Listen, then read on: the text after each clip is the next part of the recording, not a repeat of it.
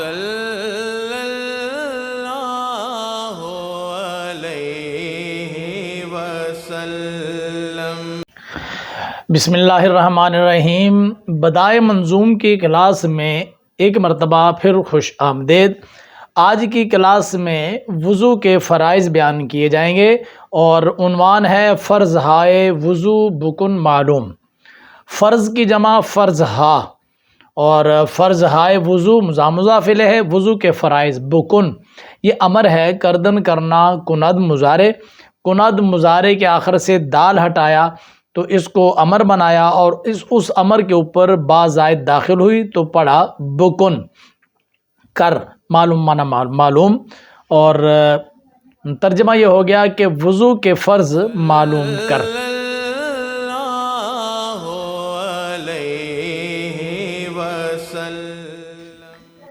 پہلا شعر ہے، گفت نعمان امام مجتہدین، چار فرضست در وضو با یقین۔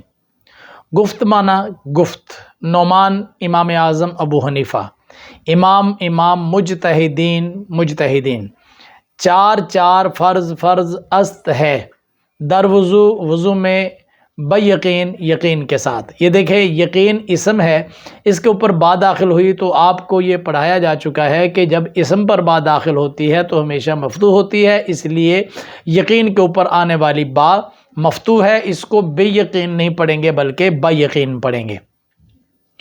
کہا امام اعظم ابو حنیفہ نے جو کہ مجتہدین کے امام ہیں، چار فرض ہیں وضو میں یقین کے ساتھ۔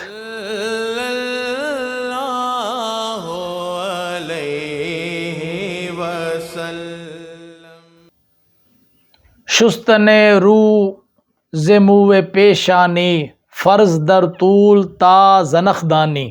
شستن معنی دھونا، رو چہرہ، ز سے موے، منہ کہتے ہیں بال کو، اور پیشانی یہ والا حصہ۔ فرض در طول لمبائی میں، تا تک، زنخدانی ٹھوڑی، یہ اس ٹھوڑی کے نیچے تک۔ تو کہا شستن رو چہرے کا دھونا، ز موے پیشانی کے بالوں سے لے کر، تا زنخ دانی، زنخ جو ہے فارسی کے اندر ٹھوڑی کو کہتے ہیں اور دانی کا معنی تو جان۔ چہرہ دھونا لمبائی میں پیشانی کے بالوں سے ٹھوڑی کے نیچے تک تو جان۔ تو دانی، دانستن جاننا، دانند مضارع، گردان بنے گی داند، دانند، دانی، دانے، دانم، دانے۔ تو اس کے اندر یہ بیان کیا گیا ہے کہ چہرہ دھونا فرض ہے اور اس کے اندر لمبائی میں جہاں پیشانی کے بال شروع ہوتے ہیں وہاں سے شروع کر کے ٹھوڑی کے نیچے تک لمبائی میں چہرے کی حد یہ ہے، اور چوڑائی میں چہرے کی حد کیا ہے وہ اگلے شعر میں بیان ہو رہی ہے۔ فرماتے ہیں، عرض مابین ہر دو نرما گوش، روح ہمین است پیش صاحب ہوش۔ عرض چوڑائی، یعنی چہرے کی مقدار چوڑائی میں کیا ہے، مابین درمیان، ہر دو دونوں، نرما لو گوش کان کی دو لو کے درمیان، ایک کان کی لو یہ اور ایک کان کی لو یہ، اس لو سے لے کر اس لو تک، تو یہ سر کے پیشانی سے لے کر ٹھوڑی کے نیچے تک، کان کے ایک لو سے لے کر دوسری لو تک، نرما گوش کان کی لو، تو یہ چہرے کی مقدار بیان ہوگی۔ چہرہ دھونا فرض ہے اور مقدار سر کی پیشانی کے بال جہاں سے شروع ہوتے ہیں، عموماً شروع ہوتے ہیں، اگر کسی کے بال جھڑ کر پیچھے چلے گئے تو عموماً جہاں سے پیشانی کے بال شروع ہوتے ہیں یہاں سے لے کر ٹھوڑی کے نیچے تک، ایک کان کی لو سے لے کر دوسرے کان کی لو تک یہ چہرہ ہے۔